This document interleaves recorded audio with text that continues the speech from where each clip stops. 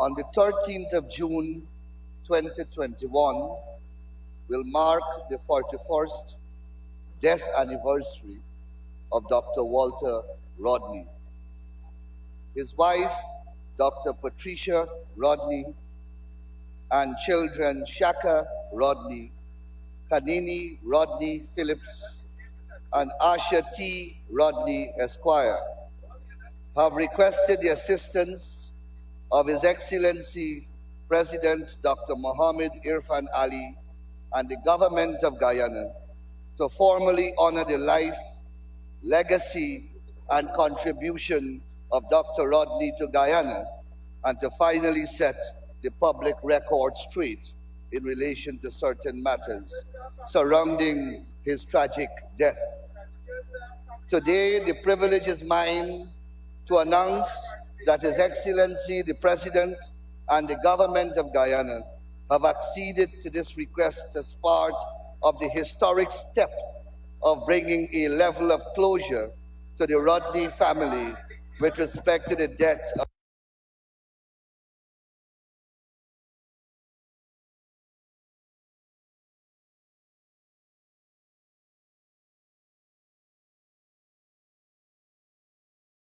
Dr. Walter Rodney.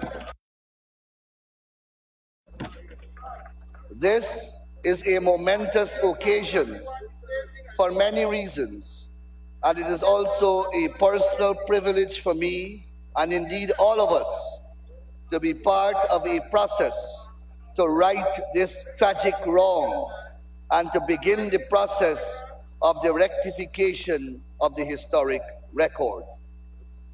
Walter Anthony Rodney was only 38 years old and a leader of the Working People's Alliance when he was killed in a bomb blast on June 13, 1980. As per the Forbes Burnham PNC government, Rodney intended to blow up the Georgetown prisons, but the bomb was accidentally detonated. The Rodney family and Donald Rodney, Walter Rodney's brother, who was in the car at the time with Walter when the bomb exploded, have vehemently and consistently opposed this narrative for 41 long years.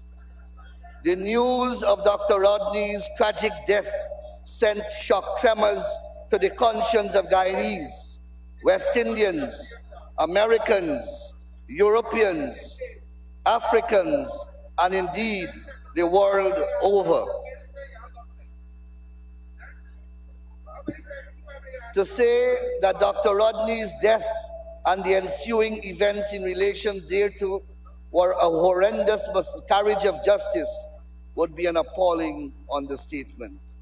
The self-evident truth is that when wrongs of such magnitude occur, they can never really be righted.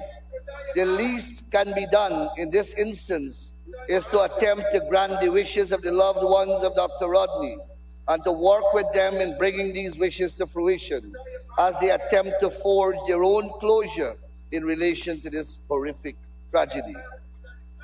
On the 8th day of February 2014, a commission of inquiry was appointed by President Donald Ramotar to inquire into and to report on the circumstances surrounding the death of Dr. Rodney. On the 8th day of February 2014, a commission of inquiry was appointed by President Donald Ramotar to inquire into and report on the circumstances surrounding the death of Dr. Rodney. The report of that commission of inquiry was tabled under this House under the APNU-AFC government in 2016. A motion was tabled in this House shortly thereafter by the Honorable Gail Teixeira, then opposition member of Parliament of the People's Progressive Party Civic, calling upon the government to implement the recommendations of that report. The motion was voted down by the then government. This government hereby commits to move another motion in this House shortly, seeking the approval of that report by this House and a resolution that the recommendations contained therein be approved. An inquest was conducted 8 years after Dr. Rodney's death. Speaker. and the findings were that Dr. Rodney died by misadventure. This government hereby commits to move another motion in this House shortly, seeking the approval of that report by this House and a resolution that the recommendations contained therein be approved. An inquest was conducted 8 years after Dr. Rodney's death, and the findings were that Dr. Rodney died by misadventure. This inquest was reviewed by the 2014 Commission of Inquiry and found to be incredible, flawed, and dubious. Steps will be taken to invalidate or set aside the perverse findings of that inquest. Although this son of Guyana was best known and respected throughout the world for his academic accomplishments, scholarship, and activism, his death certificate described him as unemployed, as he was denied a job at his country's only university after working at universities across the globe. This historical wrong will be corrected, and the death certificate will be amended to read professor instead of unemployed. We have already begun and will continue our efforts to secure the records of the 2014 Commission of Inquiry. Those records will be digitized by our National Archives, recently renamed the Walter Rodney National Archives, in collaboration with the Walter Rodney Foundation and the Atlanta University Center Robert W. Woodruff Library, Atlanta, Georgia, and copies of the same will be housed at that institution as part of the Walter Rodney Papers and Special Collection. The Rodney grave site and memorial are currently being managed collaboratively between the Rodney family and the National Trust. Today, I am proud to announce that they will be declared national monuments and fall under the administration of the National Trust. One of the greatest tragedies flowing from Dr. Rodney's death is the loss of his scholarship to the people of Guyana. His children's books that celebrate the cultural heritage of Guyanese, Kofi Badu out of Africa, and Lakshmi out of India, shall be placed on the national syllabus by the Ministry of Education and in the hands of primary and secondary students across this land.